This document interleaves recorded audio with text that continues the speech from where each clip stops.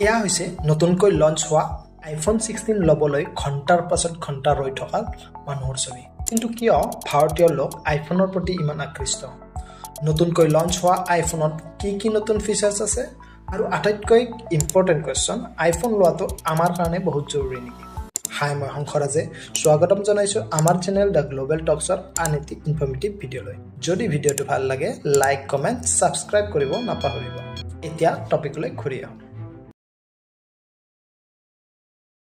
ভাৰতীয় লোকে আইফোনৰ প্ৰতি আকৃষ্ট হোৱাৰ প্ৰথম মুখ্য কাৰণ হ'ল ষ্টেটাছ চিম্বল। আইফোন মাত্ৰ এটা ফোনতে সীমাবদ্ধ হৈ থকা নাই, এটা ষ্টেটাছ চিম্বল অৰ্থাৎ সামাজিক অৱস্থানৰ প্ৰতীক হৈ পৰিছে। অধিকাংশ লোকে আইফোন কিনাটো আধুনিকতা আৰু সফলতাৰ প্ৰতীক হিচাপে গণ্য কৰে। যদি আপুনি নতুন মডেলৰ ফোন এটা ল'ব পাৰিছে, তেতিয়াহে সমাজে আপোনাক ভাল দৃষ্টিৰে চাব বুলি বহুতে বিশ্বাস কৰে। ছিকিউৰিটি আৰু প্ৰাইভেচি ফিচাৰ্ছ।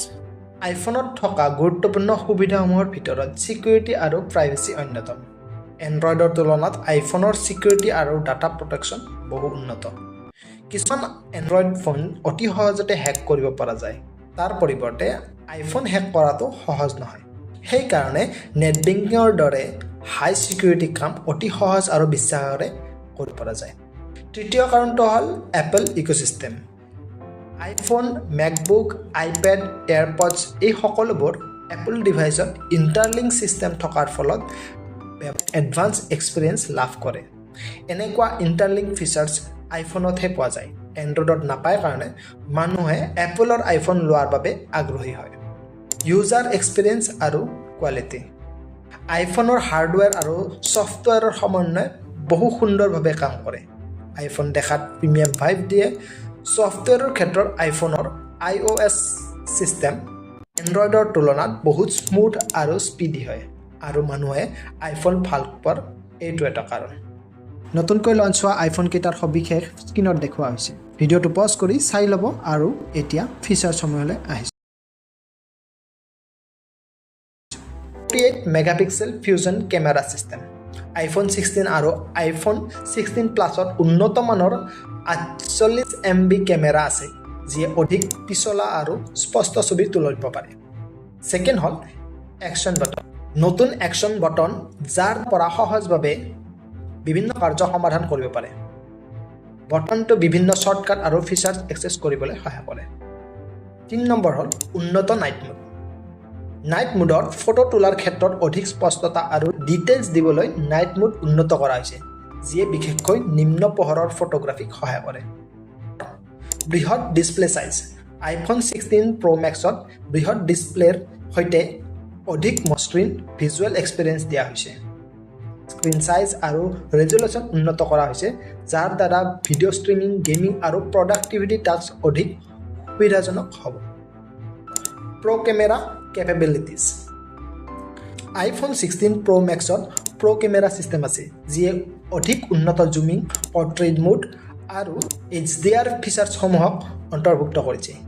এইটো বিশেষকৈ কণ্টেণ্ট ক্ৰিয়েটাৰ্ছ আৰু ফটোগ্ৰাফীৰ প্ৰেমীৰ বাবে আদৰ্শ। আইফোন লোৱাটো জৰুৰী হয় নে নহয় আলোচনা কৰাৰ আগতে আমি আপোনাক আইফোনৰ কিছুমান অসুবিধাৰ বিষয়ে অৱগত কৰিব চেষ্টা কৰিম। আইফোনৰ মূল্য আন ফোনতকৈ খুবেই বেছি। সাধাৰণ ইউজাৰৰ বাবে এইটো এটা ডাঙৰ সমস্যা। ছেকেণ্ড নম্বৰ, কাষ্টমাইজেশ্যন সীমিত। আইফোনত এণ্ড্ৰইডৰ দৰে ইচ্ছামতে কাষ্টমাইজ কৰিব সুবিধা নাই। ইউজাৰ ইণ্টাৰফেচ আৰু ছেটিংছসমূহ আপুনি ইচ্ছামতে সলনি কৰিব নোৱাৰে, যাৰ ফলত কিছুমান ইউজাৰ অসন্তুষ্ট হয়।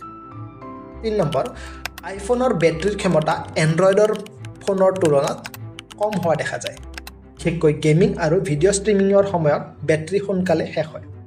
4 নম্বৰ, আইফোন ষ্ট'ৰেজ এক্সপাণ্ডেবল নহয়। আইফোনত মেমৰি কাৰ্ড যোগ দি ষ্ট'ৰেজ বঢ়োৱাৰ সুবিধা নাই। আপুনি যি মডেল লয় সেইখিনিৰে আপুনি ষ্ট'ৰেজ পাব। 5 নম্বৰ, হাই ৰিপেয়াৰ কষ্ট। আইফোনৰ মেৰামতি খৰচ যথেষ্ট বেছি। স্ক্ৰীন ভাঙিলে বা আন যিকোনো সমস্যা হ'লে মেৰামতি কৰিব অধিক ধন লাগে। 6 number, third party app compatibility. কিছুমান এপ আইফোনত সঠিকভাৱে নচলে বা এপ্লিকেশ্যন ডাউনলোড কৰিবলৈ বহু বাধাৰ সৃষ্টি হ'ব লগা হয়। সেই অসুবিধা সেই ইউজাৰসকলৰ বাবে যিসকলে এণ্ড্ৰইড এপ চলাব লগা হয়। 7 নম্বৰ, আইফোনত চাৰ্জাৰ আৰু আন এচেছৰিজ বেলেগকৈ কিনিব লগা হয়। অধিকাংশ আইফোনৰ মডেলৰ সৈতে ফাষ্ট চাৰ্জাৰ বা হেডফোন পোৱা নাযায়, যিয়ে ইউজাৰসকলক বেলেগকৈ কিনিবলৈ বাধ্য কৰায়। 8 নম্বৰ, আইফোনত লিমিটেড ফাইল শ্বেয়াৰিং অপশ্যনছ থাকে। iOS আৰু এণ্ড্ৰইডৰ মাজত ফাইল শ্বেয়াৰিং যথেষ্ট জটিল। অধিকাংশ সময় এপলৰ নিজা আইড্ৰপ ব্যৱহাৰ কৰিব লাগে, যিয়ে কেৱল আইফোনৰ মাজতহে কাম কৰে। এতিয়া প্ৰশ্নটো হ'ল, আইফোন লোৱাটো সঁচাকৈ জৰুৰী নে? আইফোনৰ মূল্য যথেষ্ট বেছি, সেইকাৰণে সকলোৰে বাবে গুড চইচ নহ'ব পাৰে। যিবোৰ লোকে উন্নত মানৰ কেমেৰা, ছফ্টৱেৰ আৰু ছিকিউৰিটিৰ প্ৰয়োজন অনুভৱ কৰে, তেওঁলোকৰ বাবে আইফোন এক পাৰফেক্ট চইচ। বৰ্তমান বহু কম মূল্যত এণ্ড্ৰইডৰ বহু উন্নত মডেল বজাৰত উপলব্ধ হৈছে। তাৰ ভিতৰত OnePlus, ছেমছাঙৰ মডেলসমূহ আইফোনৰ নিচিনাকৈ ফিচাৰ্ছ অফাৰ কৰা দেখা গৈছে।